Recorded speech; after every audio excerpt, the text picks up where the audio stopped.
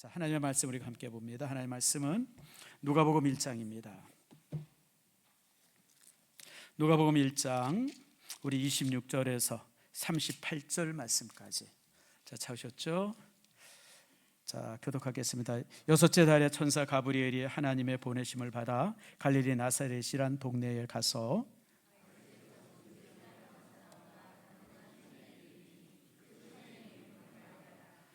그에게 들어가 이르되 은혜를 받은 자여 평안할지어다. 주께서 너와 함께 하시도다 하니 천사가 이르되 마리아여 무서워하지 말라. 내가 하나님께 은혜를 입었느니라. 그가 큰 자가 되고 지극히 높으신 이의 아들이라 일컬어질 것이요 주 하나님께서 그 조상 다윗의 왕위를 그에게 주시리니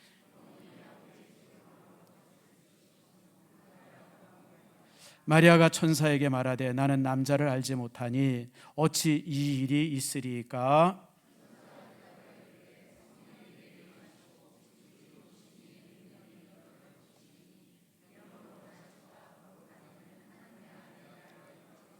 보라 내 친척 엘리사벳도 늙어서 아들을 배웠느니라. 본래 임신하지 못한다고 알려진 이가 이미 6달이 되었나니 함께 읽습니다. 마리아가 이르되 주의 여종이오니 말씀대로 내게 이루어지이다 하매 천사가 떠나가니라. 아멘. 기도하겠습니다.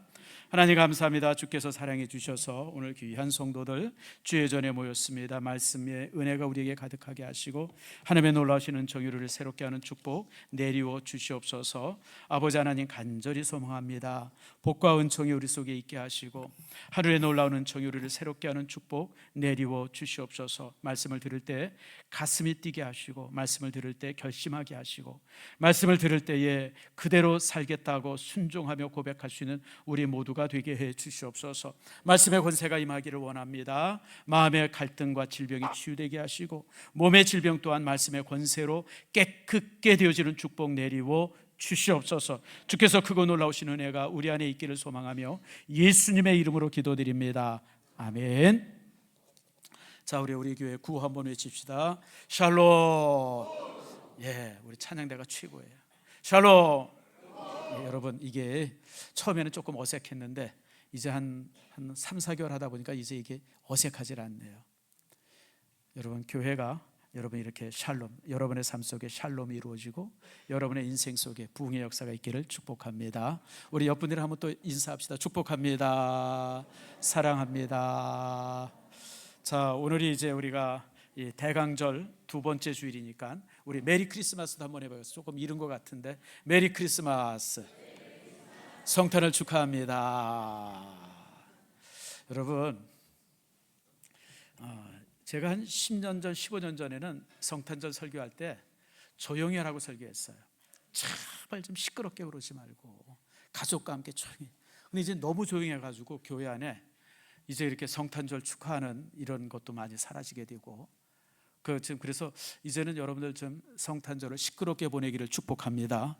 정신없이 보낼 수 있기를 바랍니다. 여러분 축제인데 이날이 축제인데 우리가 정말 축제를 축제처럼 이게 이제 여러 가지 이유가 있어요. 조금 이제 우리 믿음의 사람들이 성탄절을 좀 조용히 지내고자 하는 움직임도 좀 있었고 또 하나는 이제 미국의 영향이죠. 오바마라고 하는 사람이 이제 5, 6년 됐나요? 대통령이 되면서 메리 크리스마스를 공식적인 모든 현장에서 못하게 했습니다. 대통령령으로. 그러니까 자, 메리는 괜찮아요. 뭐 즐거움 일이는 뜻이니까. 그 다음에 크리스, 이게 뭐죠? 예수님의 이름이잖아요. 크리스마스. 그러니까 이제 그리스도라고 하는 이름이 들어간 절기는 타종교인들에게 불편함을 준다. 무슬림에게 불편함을 주고 불교인들에게 불편함을 주고 그 다음에 불신자들에게 불편함을 주니까 크리스마스라는 말 쓰지 말아라. 그리고 대신 뭐 이제 해피 홀리데이 뭐 이런 식으로 이름을 바꿔서 쓰도록 이제 그렇게 했습니다. 여러분 그래서 사실은 이제 이제 미국에서는 공식적으로요 뉴스라든지 연말 이럴 때 메리 크리스마스라는 말이 실종이 됐습니다. 벌써 10년이 넘었습니다. 안 씁니다. 시즌 그리팅 아니면 뭐 해피 홀리데이 뭐 이런 식으로 이제 이제 그런 문화가 또 한국 안에 이렇게 전파되면서 참 이렇게 성탄절에 조금 우리가 이렇게 열기가 뜨거움이 좀 이렇게 약해졌죠. 그런데 여러분, 성탄절은 즐겁게 지내야 합니다. 기쁨으로 즐겨야죠. 그래서 여러분, 오늘 이제 대강절, 오늘이 이제 두 번째 주일인데 오늘 이제 여러분들과 함께 이 부분을 함께 이제 살펴보고 또 이제 12월 내내 우리가 대강절을 우리가 한번 의미를 살펴보는 시간을 가지려고 합니다. 보통 우리가 대강절이야, 12월 달이 대강절이라고 합니다. 전주 같으면 이제 대강절은 뭐냐면 이제 예수님이 오시기 한 4주 전을 이렇게 끊어서 첫 번째 대강절, 두 번째 대강절, 네 번째 대강절, 그리고 이제 성탄절이에요. 그러니까 이제 오늘이 이제 전주가 우리 블레싱 데이 때가 대강절 첫 번째 날이고 오늘 이제 대강절의 두 번째 날입니다. 두 번째 날. 대강절이라는 뜻이 뭘까요? 대강절. 대강 지내라 그래서 대강절인가? 아니면 큰 대자가 붙어서 대강절인가? 여러분, 우리가 좀 더 이게 헷갈리죠. 그래서 여러분, 제가 한문을 좀 알려드립니다. 대자가 무슨 대자예요? 대자가 무슨 대자? 기다릴 대자죠. 기다리다. 강은 뭐예요? 강은 내릴 강자, 임할 강자죠. 내린다. 그래서 내림을 기대하는 절기다. 그래서 대강절이에요. 다르게 말하면 대림절이라고 하대요. 임자를 써서 이제 임하기를 기대한다. 그래서 대림절. 근데 보통 대강절 그렇게 이제 말합니다. 그러니까 이 12월 이 대강절은 그냥 대강 지내는 절기가 아니라 뭐라고요? 주님의 오심을 기대한다, 기다린다, 그런 뜻이에요. 자, 여러분, 신약 시대의 마지막 이 인사가 뭐죠? 여러분, 신약 시대 성도들이 만나면 항상 처음 만날 때 악수를 하거나 볼을 비비면서 항상 했던 게 뭐냐면 샬롬이었었어요. 평안하라, 샬롬.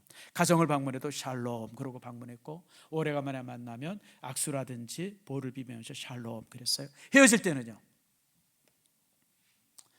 헤어질 때가 바로 이 대강절이에요. 마라나다 그러고 헤어졌어요. 따라합시다. 주 예수여 어서 오시옵소서. 이게 마라나다예요. 요한계시록 마지막 장 마지막 절입니다. 성도들이 항상 헤어질 때는 주 예수여 어서 오시옵소서. 그래서 여러분, 성경 전체의 주제가 기다림입니다. 구약 성경에서는 메시아의 기다림이고, 신약 성경에서는 메시아의 다시 오심, 재림을 기다리는 거. 우리가 보통 재림이라고 그러잖아요. 첫 번째 임재는 언제예요? 2000년 전에 베들레헴에 나셨던 것이 첫 번째 임재고, 우리가 기다리는 건 뭐죠? 재림, 다시 한번 오는 재림을 우리가 이제 소망하게 되어집니다. 그래서 우리가 이제 이렇게 기다림이 우리 성도들의 모든 소망이다라고 하는 사실을 기억하면서 오늘 이제 말씀을 시작을 합니다. 뭐라고 해도 성탄절에 있어서 가장 소중한 사람은 예수님이고, 그 다음에 소중한 사람이 누구냐? 마리아입니다. 왜냐하면 예수님을 낳으신 어머니이기 때문에 그러고, 그리고 이제 예수님의 오심에 대해서 제일 첫 번째로 예언되어지고 예언이 전달된 분이 이제 마리아입니다. 오늘 우리가 이제 그 장면을 함께 읽습니다. 그래서 이 장면은요, 모든 화가들이 갖는 최고의 그림의 주제입니다. 아마 여러분 중세시대 때 그림이나 근세시대 때 이제 르네상스 시대 때 그림들 보면 모든 작가들마다 최선을 다해서 그림이면 그 그림이 항상 제목이면 수태고지입니다. 수태, 이제 임신할 것이라고 하는 것을 천사가 전달해 준다. 그래서 수태고지라 그래요. 그림의 내용은 이렇습니다. 여러분 다 봐서 알지만 이렇게 여인이 하나 앉아 있고 그 앞에 천사가 이렇게 서가지고 이제 말을 전하는 그런 장면이죠. 이제 날개도 달렸습니다만은 여러분 실제 날개가 달렸는지 안 달렸는지 우리는 알 수가 없는데, 아무튼 이제 중시시대 때나 이제 르네상스 시대 때 화가들이 대부분 그런 식으로 이제 그림을 그렸습니다. 이 사람 마리아는 소중한 사람인데, 여러분이 마리아에 대한 그런 어떤 이제 평가가 우리 천주교와 개신교회는 워낙 다릅니다. 워낙 달라요. 이게 왜 그러냐면 개신교는 마리아에 대해서 별로 설교를 잘 안 합니다. 이게 뭐냐면 이게 잘못돼 있어. 이게 여러분 사실 성경 한번 보세요. 오늘 우리가 읽은 누가복음 1장 42절 말씀 보세요. 42절에 뭐라 그럽니까? 자, 이게 마리아에서 뭐라 그러면 여자 중에 내가 복이 있으며, 따라합시다. 여자 중에 내가 복이 있으며. 엘리사벳이 마리아를 향해서 이렇게 던져진 그런 어떤 이 고백인데, 내가 여자들 중에서 가장 복된 여인이다라고 하는 거예요. 그 다음에 또 이제 48절도 말씀 보세요. 마리아의 찬송이 나오는데 여종의 비천함을 돌아보셨음이라. 보라, 이제후로는 만세의 날을 뭐게요? 복이 있다 하리라. 만세에 영원토록 마리아를 향해서는 복이 있는 여인이라고 말할 것이다. 그래서 여러분들, 마리아는 하나님께서 이렇게 칭찬한 소중한 여인입니다. 그래서 여러분들, 개신교회가 마리아를 조금 이렇게 등한시하는 태도는 내가 볼 때 조금 수정해야 돼요. 반면에 이제 이게 왜 그러냐면 천주교 때문에 그렇습니다. 천주교는 마리아를 너무 높여요. 이게 왜 높이냐면 그 이유가 있습니다. 여러 가지가 이유가 있는데, 어쨌든 그 예수님의 어머니에서 높이고 이러는데, 이게 결정적으로 높이게 된 계기가 뭐냐면 니케아라고 하는 종교 회의 때가 문제가 됐어요. 그 당시 이 교회 안에 교리 문제 가지고 굉장히 많이 다퉜습니다. 아다나시우스라든지 아리우스라든지, 혹시 여러분 이런 사람들 이름을 좀 들어봤는지 모르겠어요. 이게 이제 뭐 때문에 다퉜냐면 예수님이 신성, 예수님이 하나님임을 언제 확인되느냐라고 하는 거예요. 근데 종종 사람들이 뭐라 그러냐면 예수님이 십자가에서 죽으시고 부활하시면서 예수님의 신성이 확인된다. 그러니까 그 이전까지, 십자가 이전까지 예수님은 인간으로 사셨다는 거예요. 철저한 인간으로 사셨다는 거예요. 그러다가 그랬다. 이런 교리를 아리우스라든지 이런 사람들이 주장을 했습니다. 근데 아리우스가 굉장히 또 말을 잘했어요. 그래서 많은 사람들이 거기에 혹가닥 넘어갔어요. 근데 이제 그 아다나시우스 같은 분은 그렇지 않다. 예수님은 이미 마리아의 태에 임신된 순간부터 하나님이셨다. 어느 게 맞아요? 전자가 맞다고 생각하시는 분, 후자가 맞다고 생각하시는 분, 괜히 잘못 손들었다가 혹시나 그렇죠. 예수님은 오늘 본문의 말씀에 분명히 얘기하잖아요. 내가 임신한 그 아이가 뭐다? 하나님의 아들이라 일컬음을 받게 된다 그랬잖아요. 이미 예수님은 마리아의 태에서부터 이미 하나님이신 거예요. 그래서 이런 교리 때문에, 그런 교리를 가지고 다투다가 이걸 좀 분명히 하자, 그래서 이제 신조를 하나 만듭니다. 그게 이제 니케아 신조인데, 니케아 신조 속에 이제 이 단어가 포함이 됩니다. 자, 한번 볼까요? 요상하게 쓰였죠. 저게 이제 헬라어입니다. 헬라어인데 앞에 세타, 에오스, 타우, 이제 이렇게 이제 되는데, 앞에 세 단어가 뭐냐면 세오가 뭐냐면 신이라고 하는 뜻이에요. 세오스. 여기 이제 라틴어에 가서 요 세타가 T로 바뀝니다. 그래서 데오스, TH로 바뀌어서 데오스 그렇게 됩니다. 세오. 그 다음에 토코스, 뒤에 있는 토코스라고 하는 것은 마더, 어머니라고 하는 뜻이에요. 다시 말하면 세오 토코스는 뭐예요? 하나님의 어머니, 그런 뜻이에요. 그러니까 이제 예수님의 신성을 강조하기 위해서 마리아는 예수님을 임신했을 때 이미 하나님의 어머니가 되셨다라고 이제 신조에 딱 써버려요.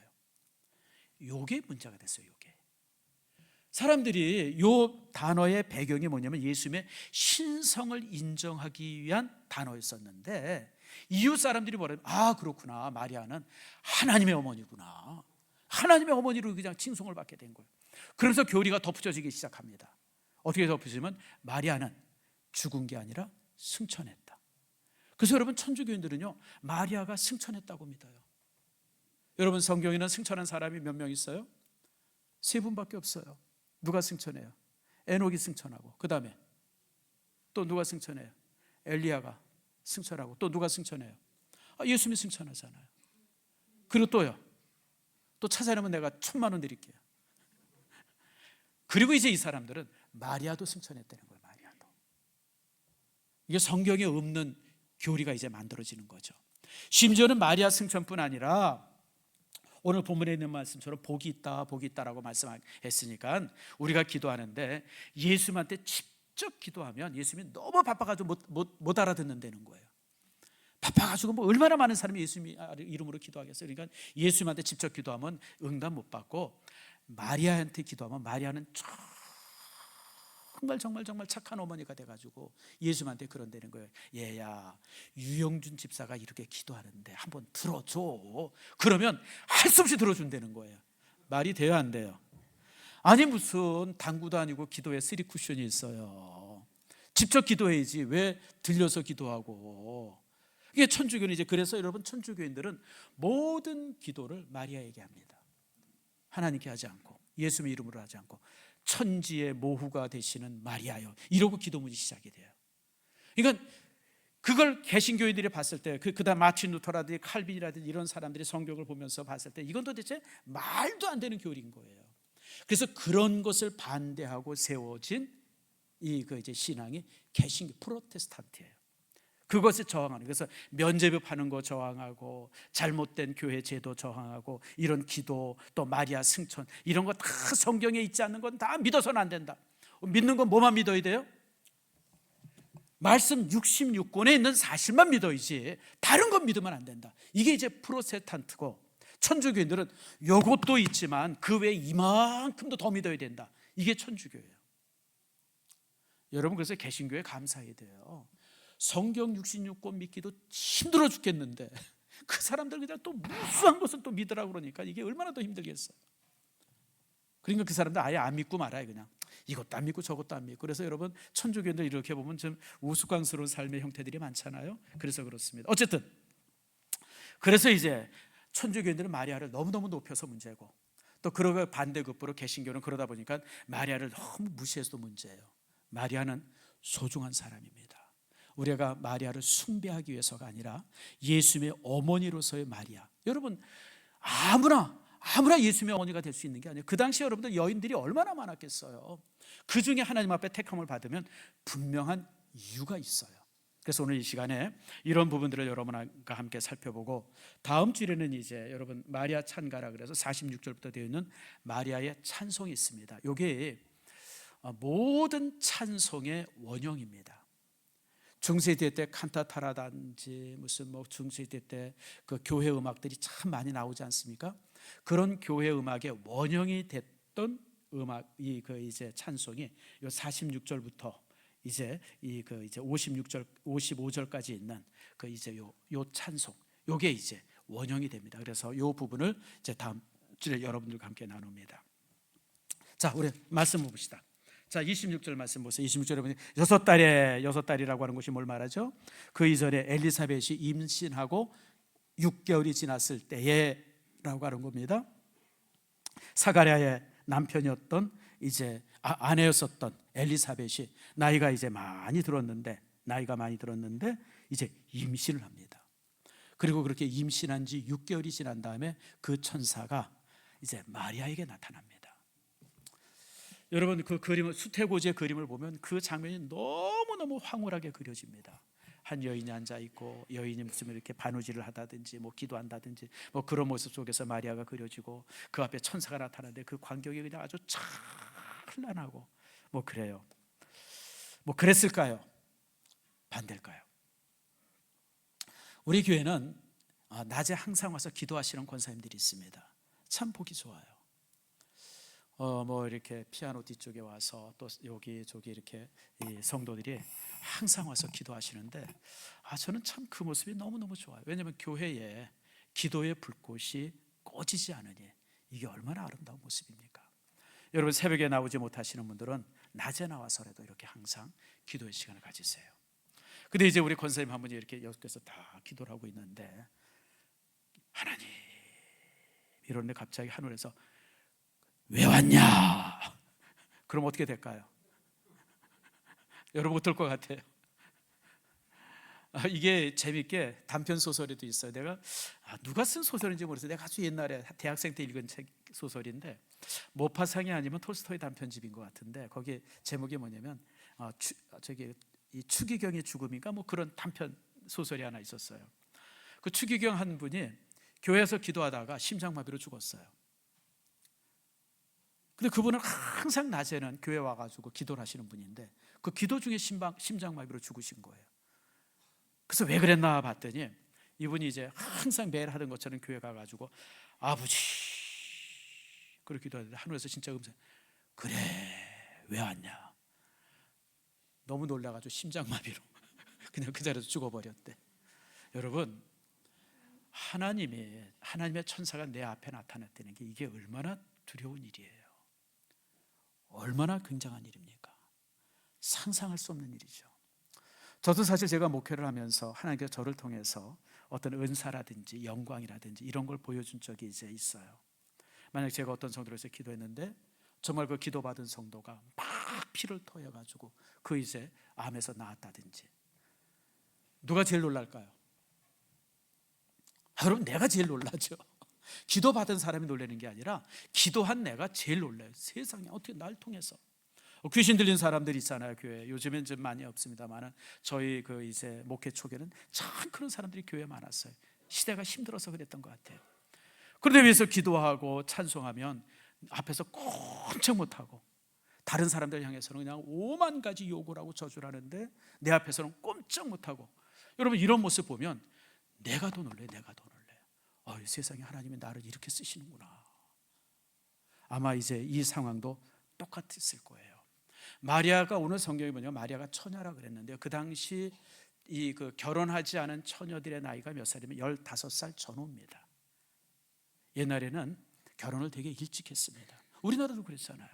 우리나라도 여러분 조선시대만 해도 이 조혼 제도가 굉장히 많아가지고 13살, 16살에 결혼한 일들이 많았지 않습니까? 고대 시대 때는 다 그랬어요. 아마 나이가 많아야 17살 정도 되지 않았을까 싶어요. 오늘 그런 처녀에게 천사가 나타났으니 이게 얼마나 참 놀라운 일이에요. 근데 그 천사가 나타나서 너무 황당한 얘기를 하지 않습니까? 내가 임신하게 될 것이다. 여러분, 이게 기쁨이에요? 여기 결혼 안 하신 분, 우리 하나님 천사가 오늘 나타나, 내가 오늘 임신할 것이다. 기뻐요? 여러분, 이건 기쁨이 아니에요. 너무 황당한 거죠. 무슨 청천벽력과 같은 말이죠, 여러분들. 요즘에도 여러분 미혼모들이 얼마나 좀 이런저런 지적을 받습니까? 그렇잖아요, 여러분들. 얼마 전에 영화배우 한 사람이랑 뭐 어떤 그 이제 뭡니까? 모델이랑 어떤 부적절한 관계 속에서 이제 아기를 낳는데 그게 항상 신문에 회자되지 않았어요? 근데 이제 어쨌든 그렇게 아이가 낳았음에도 불구하고 이 남자가 결혼하지 않겠고 아이에 대한 책임은, 양육의 책임은 지겠다 이래가지고 여러 추측들이 난무하죠. 왜 그랬을까 이런저런 얘기들. 지금도 여러분들 미혼모가 그렇지만 여러분, 고대 시대 때 미혼모는요, 그게 이미 사망 선고입니다. 요즘에 가끔 여러분들 이렇게 신문이나 TV 보면 명예살인이라고 하는 얘기들이 종종 나와요. 명예살인, 가족의 명예를 지키기 위한 살인이 있어요. 그건 법으로 무죄입니다. 어디에 있냐면 파키스탄, 이란 같은 곳에 있어요. 만약에 딸아이가 부모의 허락받지 않고 다른 남자랑 교제를 한다든지, 딸아이가 어느 날 임신했다든지, 그러면 아버지가 가족의 명예를 지키기 위해서 그 딸을 직접 죽입니다. 살인죄죠. 근데 그 나라에서는 그게 살인죄가 아닙니다. 그게 명예살인이라 해서 무죄로 이게 판단되어집니다. 그러니까 그런 일이 있고 나면 그냥 서방 세계 언론들이 그냥 그 이란에 대해서 비난하고 파키스탄 사람들한테 비난하고 그러는데 그 사람들은 눈에도 깜짝 안 합니다. 그게 자신들의 삶이기 때문에. 여러분, 이게 요즘에도 그런 일이 있는데 2000년 전에 그런 일이 있었다 그러면 이게 여러분들, 그리고 여러분들 또 다른 것도 문제가 아니라 이 마리아는 약혼한 남자가 있었어요. 요셉이라고. 이게 더더욱 문제인 거예요. 부모만 배신하는 게 아니라 누구도 배신하는 거예요? 약혼한 사람도 배신하는 거 아니에요? 여러분, 그 당시 약혼이라는 건 요즘처럼 무슨 서로 연애하다가 그런 게 아니죠. 부모들에 의해서 맺어진 결혼일 거예요. 야, 네 딸 나한테 줘라. 그래, 네 아들 나한테 줘라. 그래, 우리가 사돈 맺자. 이래가지고 이제 서로 약혼했기 때문에 서로 얼굴들을 봤겠습니까? 누가 누군지 이렇게 스쳐 지나가다가 저 사람이 누군가 보다 그랬겠죠. 근데 어쨌든 약혼을 했는데 어느 날 갑자기 아이를 낳을 것이다. 아버지가 누군지도 모르고. 여러분, 사실 그래서 참 이 모습이 결코 쉬운 일이 아니죠. 자, 여기서 이제 우리가 하나님의 일하시는 방법을 우리가 하나 보게 되어지죠. 하나님은요, 생각지도 못한 사람들을 통해서 생각하지도 못한 놀라운 일을 하시는 분이 항상 하나님이세요. 왜냐하면 하나님의 역사의 주관자시기 때문에 그렇습니다. 여러분, 그 당시 여러분 이스라엘 땅 안에 처녀가 얼마나 많았겠어요. 신앙교육 잘 받은 처녀도 있을 것이고 가문이 탄탄한 처녀도 있었을 거예요. 근데 하나님께서 그거 다 제껴두고 저 시골 골짜기, 나사렛이라고 하는 골짜기에서 한 처자를 택해서 이 그 약혼한 처자를 통해서 그리스도가 이 땅에 오시도록 여러분 그렇게 역사했다고 하는 것이요. 이게 하나님의 방법입니다. 하나님은 언제나 이렇게 일하십니다. 여러분, 하나님의 일들을 가만히 보세요. 우리가 믿음의 조상이라고 여겼던 아브라함을 한번 봅시다. 여러분, 아브라함의 아버지가 데라죠. 데라의 직업이 뭐예요? 데라의 직업이 뭐냐면 우상 만드는 사람이었어요. 앉아가지고 불상 만들고, 그래서 팔고, 앉아가지고 금조각 가지고 은조각 가지고 쇠조각 동조각 가지고 뭐 몰렉상도 만들고 뭐 금오스상도 만들고 그런 우상들 만들어서 판매하던 사람이에요. 무당의 기물을 만든 사람이에요. 여러분, 하나님의 사람으로 택함 받을 수 있는 가문이 아니죠. 그러면 아브라함은 뭐 했겠어요? 아브라함 농사 졌겠어요? 양 쳤겠습니까? 아브라함 빤하죠. 뭐 아버지가 하던 일 계속해서 하던 사람이에요. 근데 하나님께서 그를 들어서 믿음의 조상이 되게 하잖아요. 심지어는 아브라함이 얼마나 또 남자답지 못합니까? 애굽에 내려갔는데 애굽 왕이 딱 보니까 아브라함과 함께 있던 여인 하나가 아주 이쁘장하고 괜찮은 거예요. 그러니까 그 여인을 데려와요. 자기 첩을 삼으려고. 그럴 때 아브라함이 뭐라 그래요? 이 여자는 내 아내가 아니라 뭐라고요? 여동생입니다. 여러분, 그런 친구가 어디 있어요? 아무리 그래도 그렇지, 아무리 자기가 죽을 거를 각오하고 자기 아내를 지켜야지, 자기 혼자 살자고 아내를 첩으로 주는 이런 누이 동생이라고 속여가지고 그런 남자가 어디 있습니까? 내가 볼 때 졸장부 중에 졸장부예요. 여러분 같으면 아마 목숨 걸고 싸울 겁니다. 아내 지킬 겁니다. 당연하죠. 근데 아브라함은 그랬던 사람이에요. 어떻게 생각하면 윤리적으로나 인간적으로나 그 어떤 직업이나 가문이나 이런 걸 봐서는 전혀 하나님 앞에 택함 받을 자격이 전혀 없는 사람이에요. 그런데 하나님께서는 그를 들어서 쓰셨어요. 이게 하나님의 방법입니다. 여러분, 모세는 어떤 사람이니까? 너무 잘 아는 것처럼 모세는 80 먹은 사람이에요. 저보다 10살 많은 사람이에요. 그리고 모세는 그 목동 양치는 사막에서 이제 미디안 광야라고 하는 그 지금 아라비아 사막인데 그 사막에서 이제 그 양치던 사람이에요. 어떻게 생각하면 정말 무지렁입니다. 물론 젊었을 땐 잘 나갔죠. 여러분, 근데 젊었을 때 잘 안 나간 사람이 어디 있어요? 여러분도 이렇게 얘기하면 젊었을 땐 다 잘 나갔던 사람이죠. 군대 얘기하라 그러면 뭐 아무튼 다 특등사수고 그냥 뭐 아무튼 다 그래요. 아브라함이 그랬던 사람이에요. 모세가. 그런데 하나님께서 그 모세를 불러서 민족의 지도자로 삼습니다. 이해가 안 되죠. 예수님의 제자 12를 봐도 다 그렇습니다. 대부분의 예수님의 제자들이 쓸만하지 않았어요. 그냥 저기 갈릴리 바다에서 고기 잡던 어부예요. 근데 그런 사람을 들어서 세상을 정복하라고, 복음으로 세상을 정복하라고 12사람을 세웁니다. 어떻게 생각하면 전혀 자질이 없는 사람들을 불러서 항상 하나님께서는 자신의 일을 맡겨요. 근데 그게 하나님의 용병술입니다. 우리가 생각할 때는 이런 거 저런 거 능력되고 힘되고 가문되고 배운 거 되고 가방끈도 길고 머리가 비상하고 이런 사람들을 들어서 큰일을 할 것 같은데, 여러분 그렇잖아요. 세상은 그렇게 하잖아요. 여러분, 우리 대학 들어올 때 수능시험 보세요. 얼마나 어려워요. 얼마 전에 봤는데 뭐 고3 학생들 아마 머리가 쥐나도록, 뭐 여러분 수능시험만 그렇습니까? 직장 들어갈 때 얼마나 까다롭게 그냥 1차 시험, 2차 시험, 3차 시험, 4차 시험 해가지고 말입니다. 여러분, 기업 들어가는 게 얼마나 쉽지 않아요. 그게 세상의 원리예요. 근데 하나님은 그런 거 하나도 거치지 않아요. 어느 날 갑자기 정말 보잘것없는 사람들에게 나타나서 그를 하나님의 일꾼 삼으신다고 하는 겁니다. 이유가 있어요. 고린도서 1장 26절입니다. 자, 고린도전서 1장 26절 말씀 우리가 한번 같이 보도록 합시다. 자, 우리 성경 한번 찾아볼까요? 다 성경 한번 찾아보세요. 고린도전서 1장 26절, 이 부분은 아주 중요한 부분이기 때문에 한번 좀, 자, 우리 앞으로 봅시다. 찾기 복잡하니까 같이 한번 읽겠습니다. 시작. 형제들아, 너희를 부르심을 보라. 육체를 따라 지혜로운 자가 많지 아니하며 능한 자가 많지 아니하며 문벌 좋은 자가 많지 아니하도다. 그러나 하나님께서 세상에 미련한 것들을 택하사 지혜 있는 자들을 부끄럽게 하려 하시고 세상에 약한 것들을 택하사 강한 것들을 부끄럽게 하려 하시며 하나님께서 세상에 천한 것들과 멸시받는 것들과 없는 것들을 택하사 있는 것들을 폐하려 하시나니. 아멘. 아멘 합시다. 아멘. 여러분, 이게 고린도 교회를 향해서 주신 말씀이에요.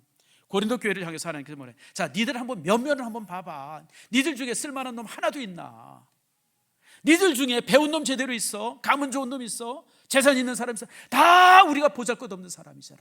그런데 하나님께서 우리 같은 사람들을 택해서 자신의 일꾼으로 만드시죠. 왜 그런지 알아? 베어떼는 사람, 즉 안 되는 사람, 스스로 잘났다고 하는 사람들을 부끄럽게 하려고 너희들을 들어서 쓰시는 거예요. 아멘 하십니까? 저는 정말 아멘이 돼요. 만일 제가 여러분 정말 대학은 스카이 대학 나오고 미국에 유학 가서 하버드에서 아니면 프린스턴에서 박사학위 받고 그 다음에 또 이제 뭐 이런 데를 훈련 잘 받고 그리고 여기서 일산에서 개척을 해서 이 많은 교회를 이루었다고 그러면 누구 공이에요?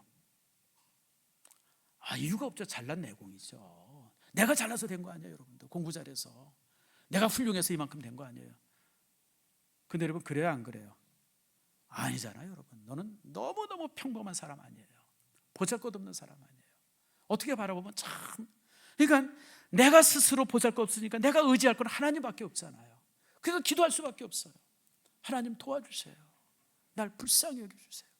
근데 우리 성도들도 참 그래요. 성도들도 날 또 막 바라보니까 아이고 저게 뭘 하려나. 불쌍해 안 불쌍해요? 불쌍하잖아요 여러분들. 그러니까 여러분들이 누굴 위해서 기도해요? 오늘 김 장로님 기도하신 것처럼 저를 위해서 기도하는 거. 하나님 제발 정 목사 좀 붙들어 주세요. 하나님 제대로 써주세요. 건강 지켜주세요. 여러분들이 저를 위해서 기도해주고 교회를, 그러니까 일산 신성교회라고 하는 교회가 만들어진 거예요. 그러니까 여러분들, 이런 모습 안에서 내가 나를 자랑할 것 하나도 없고 우리가 우리를 자랑할 게 하나도 없어요. 모든 게 하나님의 뭐죠? 은혜예요. 저는 그래서 개인적으로 참 좋아하는 찬송이 있습니다. 여러분도 너무 좋아하는 찬송, 은혜 아니면, 너무 좋죠. 나는 이 찬송 할 때마다 가슴이 막 저려와요. 은혜 아니면, 하나님의 은혜 아니면 우리가 설 수 있는 데가 없죠. 그래서 오늘 본문에도 똑같은 말씀을 해요. 28절 말씀 보세요. 그에게 들어가 이르되 은혜를 받은 자여 평안할지어다. 누가 은혜를 줬어요? 하나님이 주신 은혜예요. 은혜라고 하는 게 뭐예요? 받을 만한 자격이나 받을 만한 그런 어떤 조건이 전혀 없음에도 불구하고 하나님께서 베푸신 호의, 그게 은혜예요. 마리아는 하나님으로부터 은혜 받을 수 있는 그런 뭐 조건이 아무것도 갖춰지질 않았어요. 여러분, 가문이 좋은 것도 아니고 집안이 좋은 것도 아니고 넉넉한 것도 아니고 뭐 아주 쓸만한 지혜를 가지고 있는 것도 아니고 뭐 믿음 신앙교육을 어려서부터 철저하게 받은 그런 것도 아니고 아무것도 없는데 하나님께서 은혜로 그에게 다가와서 은혜를 받은 자요. 저와 여러분들의 이 음성이 있기를 축복합니다. 은혜를 받은 자요. 우리 모두가 은혜 받은 자요. 은혜 받은 자. 하나님의 은혜 받은 자예요. 하나님. 그러면서 너에게 평안이 있을지어다. 은혜의 열매가 평안이죠. 그러면서 뭐래? 주께서 너와 함께 하시도다. 여러분, 은혜가 딴 게 은혜가 아니에요. 하나님이 나와 함께 하는 게 은혜예요, 여러분들. 뭐 사업을 하는데 잘 되어지고 돈 벌려 하는데 잘 벌어지고 무슨 뭐 그냥 막, 여러분, 그게 은혜가 아니고 은혜는 하나님이 나와 함께 하시는 거예요. 그게 은혜예요. 그 은혜가 여러분 속에 충만하기를 바랍니다. 자, 그러니까 오늘 이제 마리아가 묻습니다. 뭔 소리예요? 자, 본문의 말씀 보세요. 34절에 나는 남자를 알지 못하니. 남자를 알지 못한다는 게 뭘까요? 내가 남자랑 손도 한번 못 만져봤는데 내가 어떻게 임신해요? 그겁니다. 말이 맞아요? 틀려요? 맞죠, 여러분. 임신은 어떻게 해야 돼요? 여러분, 남자 여자가 만날 때 임신이 되는 건데 마리아는 지금 남자를 알지 못한다? 나는 남자를 전혀 접해본 일이 없는 사람이에요. 생초자 처녀예요. 내가 어떻게 임신해요? 그랬을 때 천사가 대답하는 게 뭡니까? 성령이 내게 임하시고 지극히 높으신 이의 능력이 너를 덮으시리니. 다시 말하면 누구로 인해서 이루어져요? 성령의 능력으로 이루어지는 일이다. 내가 걱정할 것 전혀 없다. 내가 나가서 뭐 이런 거 저런 거 할 일 전혀 없다. 하나님의 성령이 모든 것을 이루어 주실 것이다. 여러분, 참 이게 놀랍죠. 그렇습니다. 여러분들, 하나님 안에는 불가능이 없어요. 여러분, 우리가 믿음 생활하면서 항상 기억해야 될 것이 있어요. 하나님은 창조자라고 하는 사실이에요. 하나님은 창조자이시다. 여러분, 사람들은 자기 이성으로, 그리고 이제 어떤 합리적으로, 특별히 여러분 유럽의 철학이라는 것이 합리성을 전제로 하잖아요. 유럽이라고 하는 나라는 그 철학이라든지 수학이든 모든 것이 합리적이지 않으면 다 거절해요. 그래서 그 유럽의 그 합리성이라고 하는 것 때문에 성경에 있는 많은 말씀들이 거절되어지고, 그래서 신신학이라고 하는 그런 학문도 이제 나오기도 했어요. 근데 여러분, 하나님의 말씀은 합리성이 필요하지 않아요. 왜요? 하나님은 전능자이시기 때문에 그래요. 전능자, 창조자이시기 때문에 그렇습니다. 그래서 여러분, 믿음에는 두 단계가 있어요. 여러분 잘 아세요. 믿음에는 두 단계가 있습니다. 우리가 죽을 때까지 믿습니다 이러지 마세요. 여러분들, 내가 볼 때 그건 잘못된 거예요. 우리가 신앙을 시작할 때는 믿음의 단계예요. 근데 믿음의 단계를 넘어서면 무슨 단계가 됩니까? 맞습니다의 단계예요. 진리로 받아들여요. 자, 우리 유영준 집사님 이 앞에 제일 만만해서 제가 얘기합니다. 하은이가 와서 집사님한테, 아버지, 내 아버지 되시는 유영준 집사가 나의 아버지가 되신 것을 내가 믿습니다. 그럼 어떡하겠어요? 이놈이 돌았나? 여러분, 당연히 그러죠. 여러분들, 그건 믿음이 아니에요. 그건 뭐죠? 믿음의 단계가 아니라 사실이에요. 사실이에요. 여러분, 우리가 예수 그리스도가 나의 구주라고 하는 사실이 믿어지면 제일 그 다음에 믿어지는 게 뭔지 아세요? 예수님이 나를 위해서 죽으셨습니다. 그의 피가 내 죄를 속했습니다. 내가 그래서 주님의 피로 내가 구원받았습니다라고 하는 사실이 믿어지면 그 다음에 믿어지는 게 있어요. 그게 뭘까요? 그게 창세기 1장 1절입니다. 한번 따라합니다. 태초에 하나님이 천지를 창조하시니라.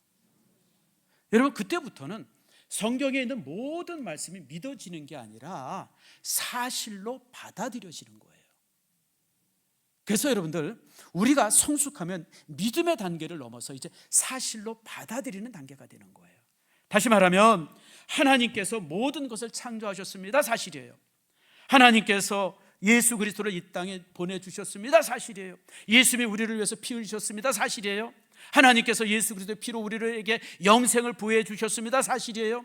주님으로 인해서 우리가 하나님 나라에서 영원한 삶을 삽니다. 믿는 게 아니라 그게 뭐죠? 사실이에요. 여러분들, 저는 그래서 여러분들 책들을 다양하게 봅니다. 여러분 제 방에 들어와서 보시면 알지만 이런저런 책들 중에 손에 잡히는 거 다 있습니다. 그냥. 그래서 어떤 책은 뭐 불신자들 책도 있어요. 심지어는 중들의 책도 있어요. 뭐 여러분, 저는 그냥 다 읽어요. 근데 여러분, 그런 거 아무리 읽어도 저는 흔들림이나 변함이 전혀 없어요. 여러분들, 그 이제 진화론 학자들이 만든 프로그램들이 많죠. 여러분, 뭐 생물에 관한 얘기들은 다 진화론에 의해서 이렇게 만들어지잖아요. 뭐 지금부터 137억 년 전에 무슨 뭐 그냥 뭐 팡 터져가지고 우주가 만들어지고, 그래서 그냥 그게 수십억 년 지난 다음에 무슨 뭐 이렇게 태양계가 만들어지고, 뭐 그리고 그 속에서 이제 또 몇억 년 지난 다음에 한 50억 년 전쯤에 그냥 지구에 물이 있으면서 거기서 이제 단세포가 만들어지고, 거기서부터 막 이렇게 진화돼가지고 지금 우리 인간까지 됐다. 저는 그런 것도 재밌게 봐요.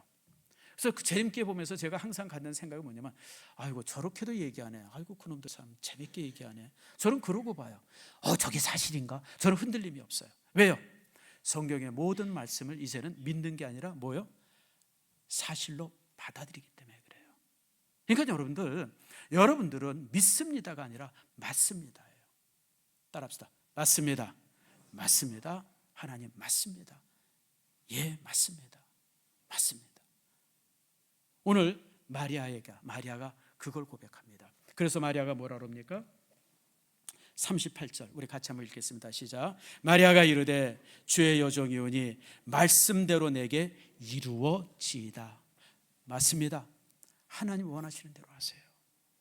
하나님께서 하고자 하는 대로 나를 통해서 이루세요. 여러분, 제가 말씀드렸지만 모든 사람이 여러분 마리아처럼 될 수 있어요. 그러나 모든 사람이 마리아가 되지는 않습니다. 제 말하는 걸 잘 분석해야 돼요. 모든 사람이 마리아가 될 수 있어요. 여러분 모두가 마리아처럼 될 수 있어요.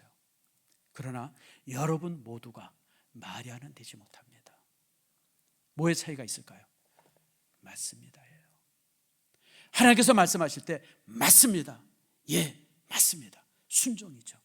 그런 순종을 한 사람에게는 은혜가 그 삶에 임하고 하나님께서 하시고자 하는 일들이 그 삶 속에서 성취됩니다. 오늘 마리아는 바로 그걸 말하죠. 하나님, 내가 하나님의 종입니다. 나를 통해서 하고자 하는 일들을 하십시오. 순종이죠. 그래서 주어지는 은혜가 내 삶에 완성되기 위해서 필요한 것이 있다고 하면 그게 바로 순종입니다. 여러분, 순종은 낭만적이지 않습니다. 순종은 굉장히 보기 좋고 멋있고 나이스하지 않습니다. 순종은 어려워요. 아까 말씀드린 것처럼 매 맞아 죽을 수도 있어요. 돌에 맞아 죽을 수도 있고 사람들한테 끌려가가지고 온갖 추행을 당할 수도 있어요. 온 동네에서 부정한 여인이라고 손가락질 받을 수도 있어요. 그런 수많은 것들이 온다 할지라도 주님, 내가 순종하겠습니다. 그런 사람들에게 은혜가 은혜되는 겁니다. 여러분, 우리가 종종 말씀드리죠. 비가 아무리 억수로같이 쏟아져도요, 그릇을 이렇게 받쳐주는데 구멍난 그릇, 깨진 그릇은요 한 방울의 물도 담을 수가 없어요. 그러나 여러분, 우리가 온전한 그릇을 가지고 있으면 그 온전한 그릇이시는 게 바로 순종이에요. 말씀대로 되기를 바랍니다라고 하는 그런 순종이 내 안에 있을 때 우리는 은혜로 받는 겁니다. 마리아는 바로 이제 우리에게 그것을 보여주죠. 나는 주님의 종입니다. 이것이 나를 규정하는 단어가 되기를 바랍니다. 그리고 정말 나를 통해서 하나님의 말씀이 내게 이루어지기를 바랍니다. 이것이 성탄을 기다리는 여러분 모두, 우리 모두의 고백이 찬양이 되기를 축복합니다.